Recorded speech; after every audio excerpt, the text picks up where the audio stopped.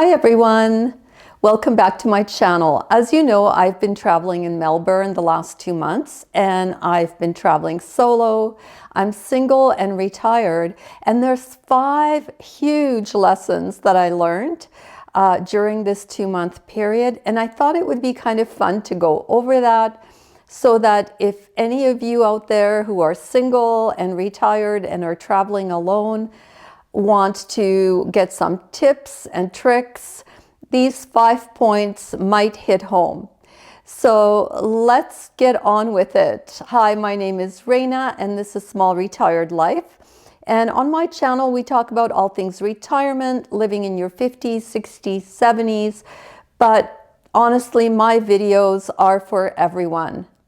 So let's get on with the 5 things that were absolute life lessons for me traveling solo in Melbourne, Australia for the last 2 months. Lesson number 1, and this was a very hard lesson to learn, and that is that at my age of 63 and traveling on my own, comfort is non-negotiable.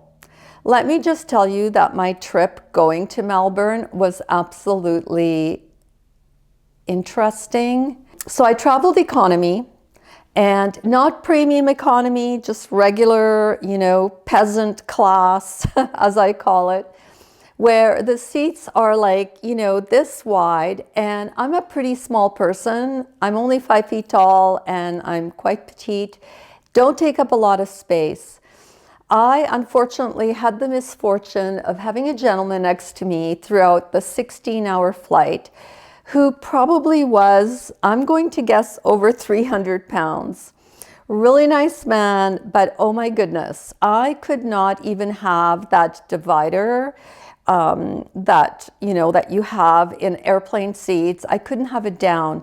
We had to pull the divider up so that he could fit into the seat. He was also probably 6 feet tall or maybe even taller. During the flight, I was scrunched as far as I could get over to the window, and he was literally cuddling up to me the whole flight. He fell asleep and his head kept leaning on my shoulder, and he was resting on my shoulder and snoring in my ear. Let me just say that it was really hard to not go into some kind of flight rage or whatever you want to call it. And I realized, you know what, I'm too old for this. And next time I am most definitely, absolutely paying up for my ticket and getting a premium economy seat. I saw those seats when I was leaving the aircraft and actually when I was going onto the aircraft, and they definitely have more room to them. They're a little bit more comfortable looking. It was like an extra $800 for having one of these premium economy seats. And I've decided that the next time I am absolutely paying up and getting one of these seats. If I was in my 20s and backpacking, I didn't really care about anything except the excitement of all of the travel and so on, maybe being squished for 16 hours with someone snoring in your ear and drooling on your shoulder is okay, but life is too short. I'm not doing that again, definitely. Before I go on, I would like to talk about the luggage that I took on my trip to Australia with me. I took a 28-inch Voyager case from Level 8 Luggage. Level 8 Luggage is a brand that's designed in New York City. It has a beautiful aesthetic, but what I found out very clearly through this trip is that even though it's beautiful, it's also very practical and incredibly durable. The case that they sent me is in the Celadon color, which is their limited edition color. The case is made of very sturdy 100% PC material that is both flexible but also protective of the contents inside the case. The case comes with some excellent features, including the extra wide handle. This is so great for when I'm wheeling around the airport. I can lean on the handle, makes it very sturdy, and makes it easy to move the case around. The wheels really move around smoothly. It is so easy to move this case around and maneuver it in all directions. The case is both beautiful and practical. It has an asymmetrical design, which basically means that the bottom part of the case, so that's the dark part here, is very large. It's larger than the top part of the case. Also, very important, it has a TSA lock, which will ensure that only myself or the TSA agents can get into my case. This case went through everything. It literally fell down a set of concrete steps because I lost my footing coming out of the Airbnb, and it slid down on its side down one flight of these stairs, and the scratches that the case got actually came right out when I washed the case. And it got wheeled for 2 kilometers on cobblestone style sidewalks and concrete from one Airbnb to another. Did not impact the wheels at all. Thank you so much to Level 8 for sponsoring my video. The other thing that I did that just made everything so much more comfortable is I was doing a lot of going back and forth in Melbourne to my grandkids' basketball games and swim meets and so on and so forth. And as much as possible, I tried to take transit because it's so much cheaper. But there were times where it was going to be an hour and a half or a 2-hour trip to go by transit, and an Uber was like $35. I just paid the $35 and comfortably rode in an Uber where I didn't have to worry about finding my way and figuring out where I was going. And especially if I was on a deadline or if the game was at like 8:30 in the morning or something like that. So I would say budget for the odd Uber or the odd taxi when it makes sense to do that, because it takes such a load off your mind, and it was just so nice to not worry about things. It was comfortable and it was worth every penny. So next time I go, and this is a big lesson I learned, is I do YouTube for a living, and I need a really nice place to film. I had 3 different Airbnbs, and really only one of them was aesthetically in a place where it was easy to film, meaning that there was good light, there was space to film, it looked aesthetically nice. And I realized, you know what? YouTube is a job that I do, and I do YouTube videos when I'm traveling, and I need a comfortable Airbnb in order to be able to accommodate this job. And it's something I didn't really think about before, because it was more a matter of, oh, I'm just going to find a super affordable Airbnb. Well, I learned that I need to be comfortable. I need to be able to film in a good location. That is important for what I do. So next time, I definitely will take that learning, take that lesson, and look for accommodations that fits the criteria of doing YouTube videos. After all, because I do YouTube videos when I'm traveling, I can write off a part of my trip on my taxes. So it's worthwhile finding a place that makes filming and doing YouTube a little bit easier. The second thing I learned is that I am so much more capable than I thought I was. I've traveled throughout my career, but it was different because I always traveled business. I always had an itinerary. I often had drivers that were picking me up at the airport. There was very little for me to do as far as navigation and figuring out what I was doing next. This trip was my first time where I traveled for a very extended period of time on my own. And I have to say, I did worry a little bit about things like, am I going to find my way around? Am I going to get lost? Am I going to be able to take care of logistics? And I found that I was able to do that no problem. I navigated through Melbourne using trains, buses, trams, and yes, I did get lost sometimes, but always found my way.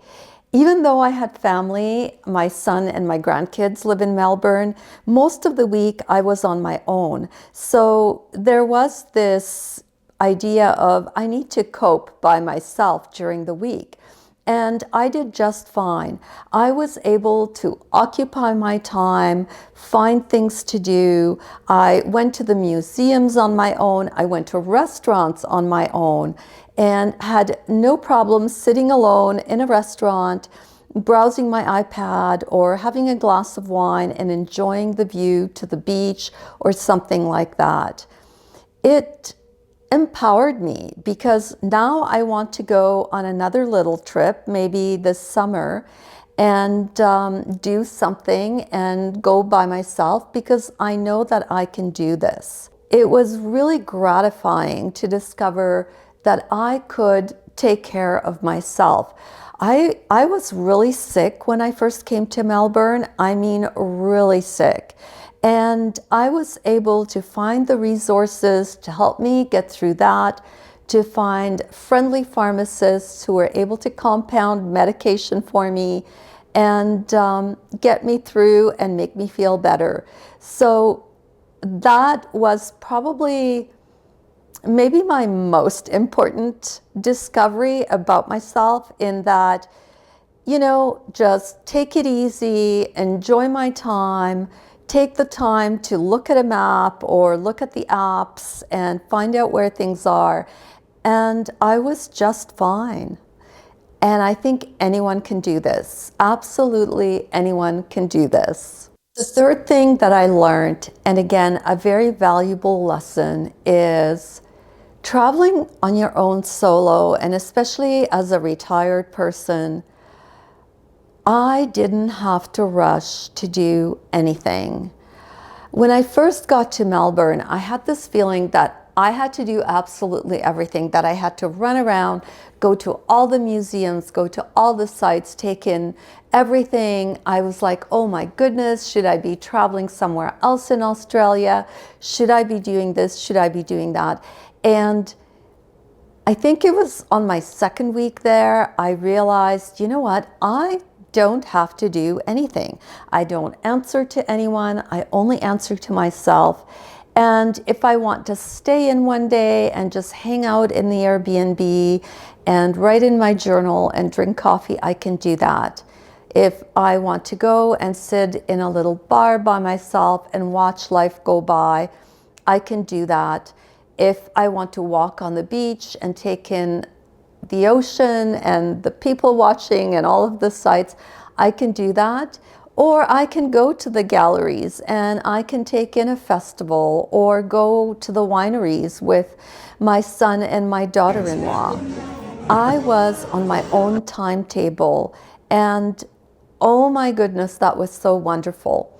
All of my other travel, as I mentioned, had always been for work. So I was always on my boss's schedule, his timetable, what he wanted to do, where he wanted to eat. And I just didn't have to do anything. I could just be and see whoever I wanted to see. And it was absolutely lovely. If you're single and you're retired, I urge you, if you can, try even one trip and just see how wonderful it is to be able to do whatever you want. Number 4, traveling solo does not at all mean lonely. Now, I admit I had the advantage of having family in Melbourne. So I was seeing my grandchildren, seeing my son and his wonderful wife, and I was able to communicate and be with them. But I also did other things. I have a friend in Melbourne that I met through an old blog that I used to have in 2005. I had a blog, remember when blogging was all the rage, and she found me through my blog and we connected. When I went to Melbourne in 2018, we met up for lunch and we've kept in contact. And so her and I met up and went out for lunch a couple of times, and it was absolutely lovely. I also met a few of my viewers. I went for a breakfast brunch kind of coffee thing with a viewer of my video. Her name is Helen, and we had an absolutely fabulous time. That was really cool, just to meet up with people that watch my video. I met up with a fellow Paul, and he and his partner watch my videos, and he's from the UK, and we found ourselves at a coffee shop and had a great morning just chatting and having coffee and meeting up. I never felt lonely. I met other people. I would be sitting in a coffee shop or something like that, and I don't know, I just was able to bump into people. People always remarked on my accent, asked me where I was from, and when I told them I was Canadian, I would have this huge conversation that would ensue. I have to say, it was awesome. I never ever once felt alone. And when I was alone, I never felt lonely because there was so much to do. I could people watch. I kept myself occupied, and I actually cherished being alone. I loved when I could sit in a little bar, people watch, enjoy my drink, browse my iPad. Melbourne was really great for that. It's a immensely large city, at least to me. I come from Calgary, where I think we have like over 1 million people, and Melbourne with all of its suburbs is, I think, close to 8 million, or might be 8 million. So it seemed so busy to me, and there was so much life there, and I never felt alone. It was so nice to discover that one can travel solo and you don't feel lonely. I don't know, like if any of you have traveled solo, let me know in the comment section what you found. Did you feel lonely? Did you find that just the act of people watching and meeting different people in your travels essentially kind of mitigated that solo travel scenario? Finally, what I learned is that this is not the end for me. I absolutely want to do this more. I want to be in Australia for maybe even longer than 2 months. 5 months out of the year would be ideal. I loved it so much over there. I found affinity, and I left a little bit of my soul in Melbourne. I also want to do a little bit of traveling here in Canada. I really want to go to Victoria on Vancouver Island this summer and even spend just a week doing a little bit of wandering around the city and enjoying the ocean here in our own country. So that was really cool. I never kind of considered myself a traveler, and I am not. Let me just say that if I can add a bonus learning to all of this, I am not the digital nomad type. I have no desire to go to different countries, different places, travel around.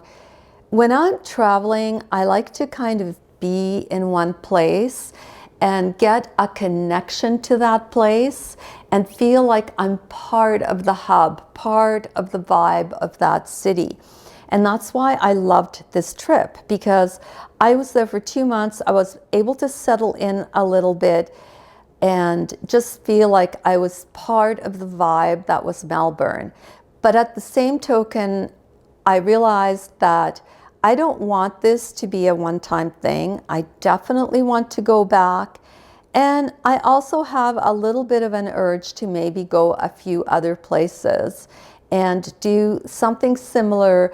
though maybe not for that length of time, but make maybe small kind of trips within my own region. So BC, where Vancouver Island is only about an hour flight from Calgary, and you know, everyone speaks English. It's very easy to go there, and it just gets you out of your environment for a little bit and throws you into something a little bit different. And it's an opportunity to film videos in a different locale. So I definitely want to do more, and that's something that this trip has taught me. There were so many more lessons. I could honestly go on, but these were kind of the 5 main things. And I thought it would be fun to talk about the things that I learned and how my perspective maybe changed on a few things. And so if you have any comments, please leave them down in the comment section below. This is it for this week, and I will see you all next week at my regular time.